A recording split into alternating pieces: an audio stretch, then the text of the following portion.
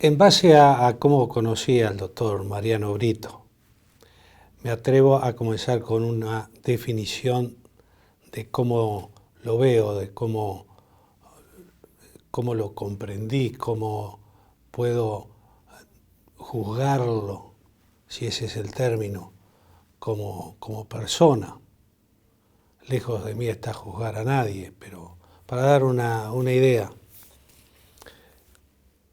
lo considero como un hombre recto, justo, generoso y un buen hombre, una muy buena persona. Y esta apreciación que tengo del doctor Mariano Brito se basa precisamente en la pregunta que usted me hace: ¿cómo lo conocí? Estábamos en la segunda mitad de la década del 90, cuando una mañana de un 28 de diciembre, escuchando los informativos radiales de primera hora, escuchaba a un periodista de aquella época leer unas páginas, los titulares y parte de una página de un semanario que titulaba que había una conclusión del interés público y privado por parte mía. Yo ya había sido intendente de Montevideo, y que se me acusaba de elementos de corrupción por el tema de oncología. Se me acusaba específicamente que yo había gestionado para el Instituto de Oncología, donde trabajaba hacía ya muchos años, el ingreso de un programa de cálculo del tratamiento de radioterapia,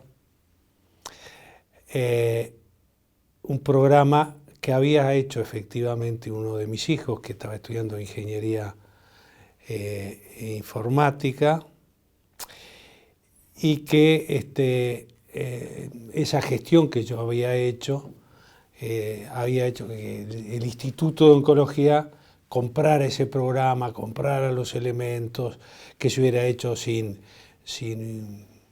licitación o llamado público, que yo había querido favorecer a mi hijo. A mí me tomó totalmente de sorpresa la información que se estaba dando por lo que contenía, y que realmente no se me hubiera preguntado antes de sacar la información si esta era cierta o no era cierta.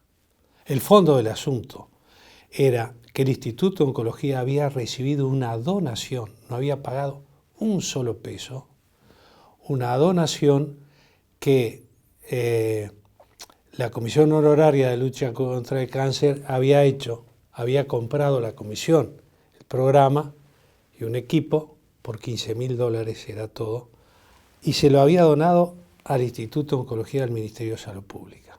Era una donación que recibió el instituto de elementos de trabajo que ya se estaban utilizando en la actividad privada y en el propio hospital de clínicas.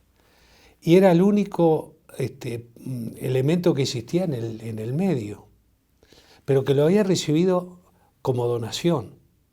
Y se me estaba acusando, como yo trabajaba en el Instituto de Oncología, que había un interés particular mío para llevar ese programa al Instituto de Oncología. Eso fue muy temprano en la mañana de ese 28 de diciembre.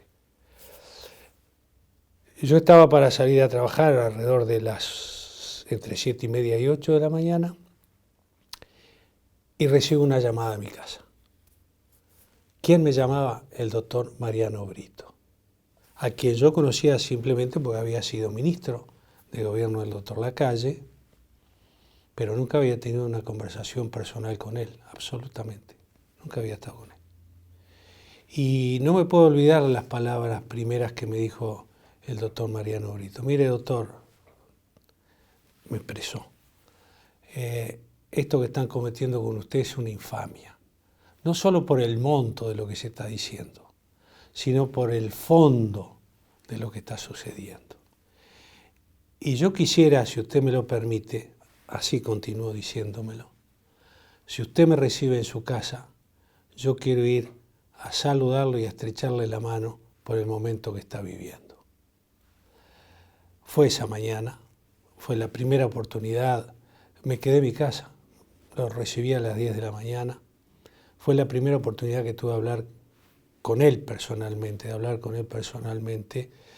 le agradecí enormemente y hasta el día de hoy se lo sigo agradeciendo. Después de eso, hubo 7 tribunales que me juzgaron por el hecho, incluyendo un juez, la justicia penal, porque hubo múltiples denuncias. Ninguno de esos tribunales me configuró que yo había cometido ni un delito, ni una irregularidad, ni ningún tipo de problema. Cuando se llegó a esa instancia, alguien salió a decir, bueno, pero está el problema ético y moral detrás de esto. Y entonces me presenté ante la Comisión de Ética de mis pares, del sindicato médico, que juzgaron el hecho y dijeron que no solo no había cometido ninguna falta ética, sino que había actuado con la ética que el médico tenía que actuar. Pero el primero que lo reconoció, sin ningún tribunal, sin ningún elemento de juicio más que lo que había leído, fue el doctor Mariano Brito. Y esto demostró para mí, entonces, que es un hombre recto, un hombre justo, un hombre generoso y una muy buena persona. Luego de esto, y a su segunda pregunta, tuve varias conversaciones con el doctor Mariano Brito. Me invitó a participar en charlas en la Universidad de Montevideo, donde concurrí, ustedes estaban en alguna de esas oportunidades, e incluso después me visitó en mi casa en múltiples oportunidades, simplemente para conversar.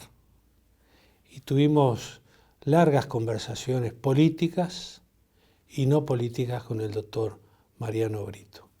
Y recuerdo que en la última conversación que tuvimos con él, poco antes de su muerte en mi casa, le mostré algo que a él le llamó poderosamente la atención. 2 o 3 años antes de esa conversación, de esa última conversación con el doctor Brito, en mi casa un día llamó una señora, la atendieron y dejó una caja de madera con una frente de vidrio y en su interior una réplica de la imagen de los 33 orientales. Y dijo que le iba a volver a pasar a buscar porque era para hacer una novena. No sé.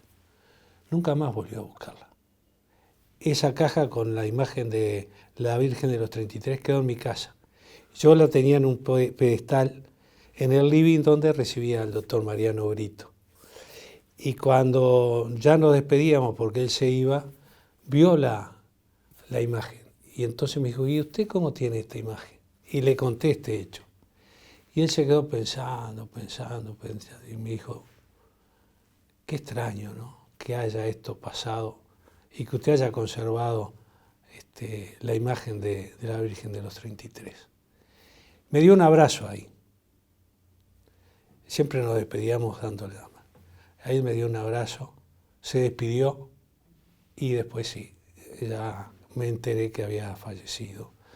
Pero tengo el mejor de los recuerdos de este hombre, que si tengo que terminar esta entrevista con una frase, yo diría, era un hombre esencialmente bueno.